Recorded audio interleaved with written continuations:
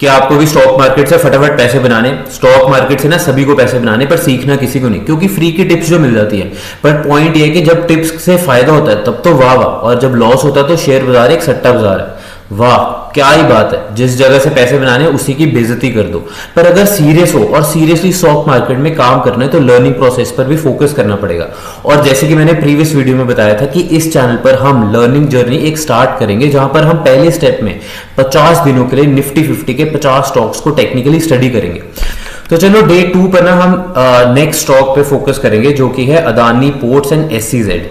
अब Adani ports and SEZ जो है वो अदानी के जो पेरेंट कंपनी अदानी है उसके इंफ्रास्ट्रक्चर प्रोजेक्ट्स जो हैं उन पे उनको देखती है। और आई होप आप सबने न्यूज़ तो सुन ली होगी कि यूएस के कोर्ट ने अदानी पर जितनी भी एलिगेशन लगी थी वो सारी की सारी रद्द कर दी है। अब देखते हैं कि ये स्टॉक कैसे भागता है, मतलब कि अदानी और अदानी से रिलेटेड जितने भी स्टॉक्स हैं वो कैसे भागते हैं।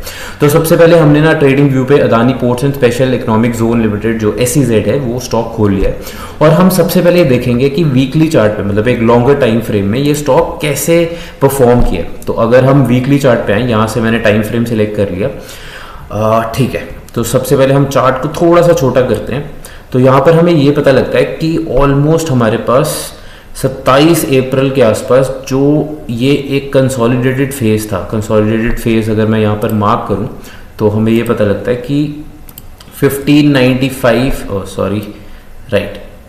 सो 1595 से लेके अप्रॉक्सीमेटली जो हमारे पास एक 1284.30 का जोन था, उसको स्टॉक ने हमारे पास 27 अप्रैल वाला जो वीक था उसमें एक ब्रेकआउट किया, इस पूरे कंसोलिडेटेड जोन को ब्रेकआउट किया। और वैसे भी अगर हम लास्ट देखें 30 मार्च 2026 से, तो जो स्टॉक था उसने यहाँ से हमें एक बहुत ही अच्छा अपवर्ड ट्रेंड दिया। तो हमें ये पता लग गया कि कंसोलिडेशन के बाद एक ब्रेकआउट आया है। वीकली चार्ट पर हमें ये पता लगा कि कंसोलिडेशन के बाद एक ब्रेकआउट आया है, और उसी ब्रेकआउट के बाद उसी ब्रेकआउट के दौरान हमारे पास एक long term not long term but एक अपवर्ड ट्रेंड आया है। ठीक है, अब यहाँ से हम ड्राइंग्स रिमूव करते हैं और देखते हैं कि आज की डेट में, मतलब कि 19 मई को कैसा चार्ट बना है या कैसी कैंडल बनी है। तो सबसे पहले हम एक डेली चार्ट पर जाएंगे और यहाँ पर हम देखेंगे, राइट। तो हमारे पास आज एक रेड कैंडल बनी, एक अच्छी रेड कैंडल है, जिससे पता लगता है कि आज जो सेलर्स थे वो ज़्यादा भारी थे बायर्स पे, और उसकी वजह से जो कैंडल है वो एक रेड कैंडल बनी है। और अब ये कैंडल जो ओपन हुई, ये हुई 1790.80 पैसे पे। ये इसका हाई गया 1805 पे, लो गया 1758.80। ठीक है, मेरी हिंदी थोड़ी कमज़ोर है राइट। क्लोज हुआ 1762.80 पे, और आज के दिन में इसने -24.90 मतलब कि -1.39% का लॉस दिया है। ठीक है, अब अगर हम आप ही में से पूछोगे यार आप कहाँ से रेट्स देख रहे हो, तो देखो यहाँ पर ऊपर ये सारे रेट्स या ये सारी इन्फॉर्मेशन मिल जाती है। तो सिमिलरली आप भी ये इन्फॉर्मेशन किसी भी कैंडल पे आप जाओगे, फॉर एग्जांपल हम इस कैंडल पे जाएंगे तो उसके सारे के सारे जो पैरामीटर्स हैं वो पता लग जाएंगे। अगर हम किसी और कैंडल पे जाएंगे तो उस पे पैरामीटर्स पता लग जाएंगे उस पर्टिकुलर कैंडल के। अब अगर हम थोड़ा सा इसको देखें डेली चार्ट पर ही इस ग्राफ को, तो हमारे पास सबसे पहले 3 गैप अप हुए। एक गैप अप था हमारे पास यहाँ पर, काफ़ी अच्छा गैप अप था, और उसके बाद स्टॉक ने बहुत ही अच्छी रैली दी है। मतलब ऑलमोस्ट हमारे पास 9 अप्रैल 2026 से लेकर 30 अप्रैल 2026 ऑलमोस्ट एक महीने तक बहुत ही अच्छी रैली दी है स्टॉक ने। उसके बाद फिर से एक गैप अप आया, बट फिर यहाँ पर हमारे पास जो स्टॉक था एक छोटी सी एक रेंज या एक रेजिस्टेंस को फेस कर रहा था, और उसके बाद हमारे पास 12 मई 2026 को एक बहुत ही स्ट्रॉन्ग रेड कैंडल बनी, जिसने ट्राई किया इस पर्टिकुलर ब्रेकआउट को तोड़ने का, दो वो नहीं कर पाया, और वहाँ से फिर से ग्रीन कैंडल बनी और स्टॉक ऊपर भागने की कोशिश की है स्टॉक ने।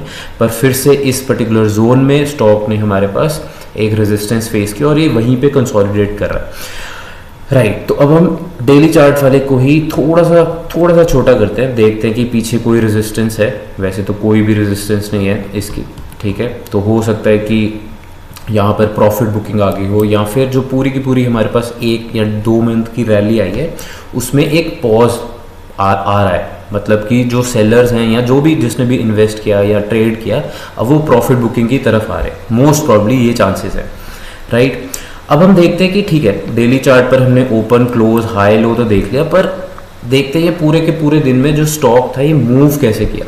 तो इसके लिए हमें एक लोअर टाइम फ्रेम में जाना पड़ेगा, और लोअर टाइम फ्रेम हमारे पास वैसे तो 5 मिनट्स, 15 मिनट, 30, 45 मिनट्स, बहुत सारे टाइम होते हैं, पर हम सिर्फ 15 मिनट्स जो टाइम फ्रेम है उस पर जाके सिलेक्ट करेंगे और देखते हैं कि क्या कैसे स्टॉक जो है वो हमारे पास आज के आज में मूव किया, राइट।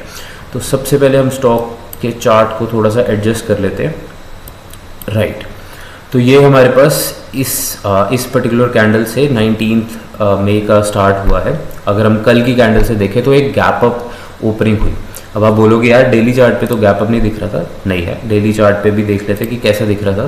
तो डेली चार्ट पर भी एक गैप अप है, क्यों? क्योंकि जो प्रीवियस कैंडल थी, जो कि ग्रीन कैंडल थी, उसकी क्लोजिंग हुई थी हमारे पास 17,087 रुपीज़ पे। तो आज जो हमारे पास पहली कैंडल जो रेड कैंडल बनी वो 1790.80 पैसे पे खुली, जो कि एक गैप अप ही था, जो कि सेम टू सेम रिप्रेजेंट होता है हमारे पास 15 मिनट्स जो है ग्राफ उस पर, राइट। तो यहाँ पर अगर हम देखें तो सबसे पहले कैंडल फर्स्ट 15 मिनट्स में खुली, एक रेड कैंडल बनी, ठीक है ना, ज़्यादा स्ट्रॉन्ग, बहुत ज़्यादा स्ट्रॉन्ग तो नहीं थी, बट एक अच्छी कैंडल थी। उसके बाद जो स्टॉक है हमारे पास काफ़ी देर उसी जगह पे कंसोलिडेट करता रहा। हमारे पास एक ग्रीन कैंडल बनी, पर जो हमारे पास क्या बोलते हैं 1804.30 एक रेजिस्टेंस पॉइंट बना, जहाँ से जो स्टॉक है ये अब एक डाउनवर्ड ट्रेंड में आ गया। अगर हम देखें तो इसने क्या किया, यहाँ से लेके ऑलमोस्ट यहाँ तक एक डाउनवर्ड ट्रेंड बनाया। इसका हाई, इस डाउनवर्ड ट्रेंड का हाई था हमारे पास, अगर हम वापस ऊपर जाएं तो इसका हाई था हमारे पास 1805, और जो लो था वो हमारे पास था, सॉरी हाँ, और जो लो था वो हमारे पास था 1773.50 का। और उसके बाद थोड़ी देर मार्केट की वजह से या किसी भी और वजह से जो स्टॉक था हमारे पास ऑलमोस्ट एक पर्टिकुलर रेंज के बीच में रहा, जो कि रेंज हमारे पास थी बहुत ही छोटी रेंज में रहा, जो कि रेंज थी हमारे पास 17, अगर हम इस पर क्लिक करें तो 1786.80 से लेके 1779.25 के आसपास हमारे पास ऑलमोस्ट कितने पॉइंट्स हो गए हमारे पास, 1779 और 1786, ऑलमोस्ट 9 से 10 पॉइंट के बीच में ये स्टॉक जो है वो कंसोलिडेट करता रहा और मूव करता रहा, राइट। और उसके बाद फाइनली हमारे पास स्टॉक फिर से एक डाउन ट्रेंड में ही चला गया, इसलिए हमारे पास जो क्लोजिंग भी थी वो हमारे पास ओपनिंग से नीचे थी। दैट्स वाई द चार्ट या that's why the candle was a red candle, जो ऊपर से स्टार्ट हुई और नीचे बंद हुई with the higher end the lower points, right. तो आई गेस ये हमारे पास बहुत ही अच्छी क्लैरिटी दी चार्ट ने हमें, एंड आई बिलीव कुछ ना कुछ आपको ज़रूर सीखने को मिला होगा इस पर्टिकुलर चार्ट से। और अगर ट्रेडिंग पहले से कर रहे हो फिर तो और भी क्लैरिटी मिली होगी, पर अगर आप नए हो और कैंडल्स और चार्ट बहुत ही कंफ्यूजिंग लगते हैं तो कोई बात नहीं यार, इंटरनेट पे बहुत सारा फ्री कंटेंट पड़ा है और वहाँ से आप कैंडल्स और बेसिक चीज़ें बड़े ही आराम से सीख सकते हो।